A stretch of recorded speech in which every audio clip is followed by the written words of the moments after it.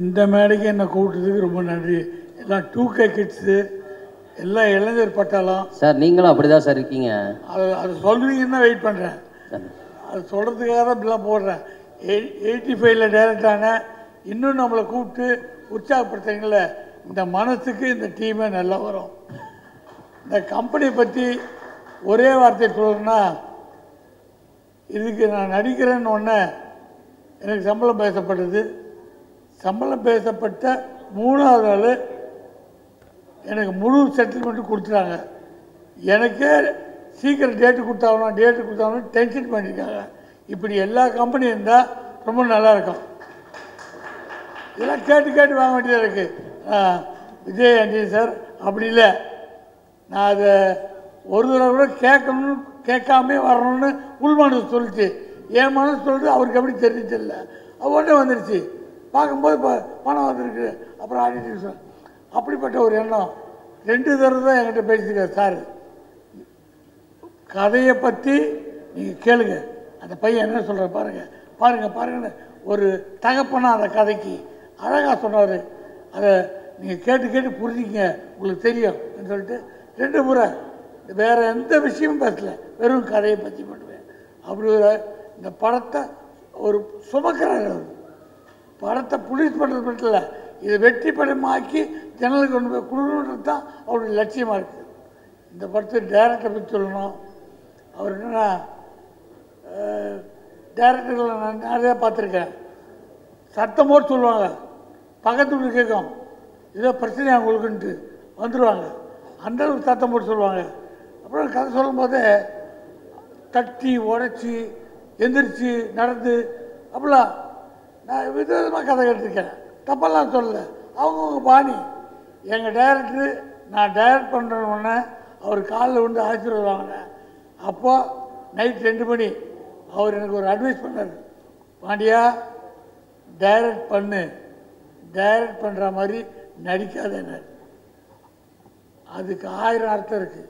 நம்மளை அவர் பார்க்குறாரு, இவர் பார்க்குறாரு, இதுக்காக கட் பண்ணி ஜூம் பண்ணி வாங்க டெலிஃபான் இதெல்லாம் அவங்கவுங்க பாணி.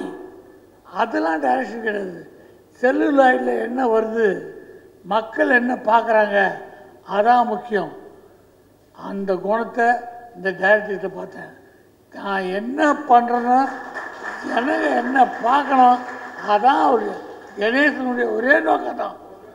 அவர் பக்கத்து இடி வந்தவரை கவனிக்க மாட்டார், அவரே தனியாக போய் இடிச்சுக்கிறார். நான் பார்த்தேன், அது கை வச்சுக்கிறாரு இடிச்ச நோக்கம் பூரா கதை நம்ம நினச்சி வருதா அதுதான் வெற்றியினுடைய ஒரு போக்கு.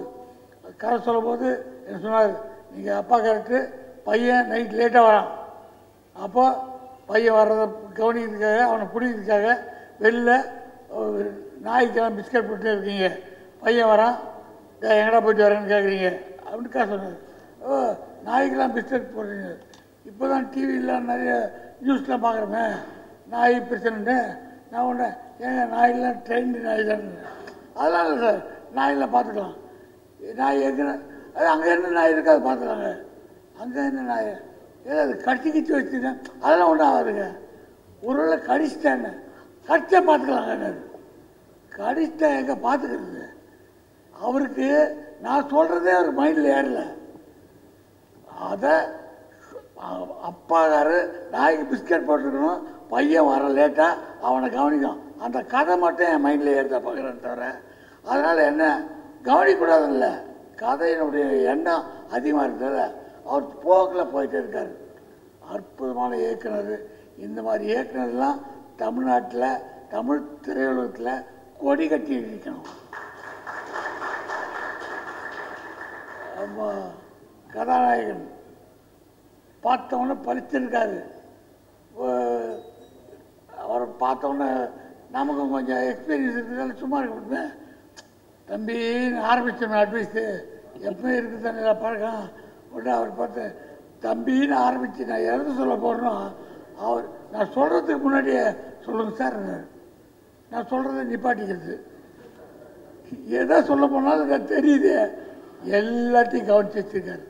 பெரியவங்கிட்ட எப்படி நடந்துக்கணும், பக்கத்தில் கிட்ட எப்படி நடக்கணும், ஃப்ரெண்டுக்கிட்ட எப்படி நடந்துக்கணும், எல்லாம் தெரிஞ்சிருக்கு.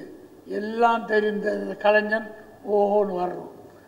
கள்ளங்கபடம் இல்லாத நல்ல மனசு, எல்லாருக்கும் மனசில் ஒன்று கல்விசலமே இல்லை. படம் படம் படம்னு இருக்காங்க. இவங்களுக்கு வெற்றி வெற்றி வெற்றி கிடைக்கணும். வாழ்த்து விடுகிறேன். நன்றி, வணக்கம். நன்றி சார்.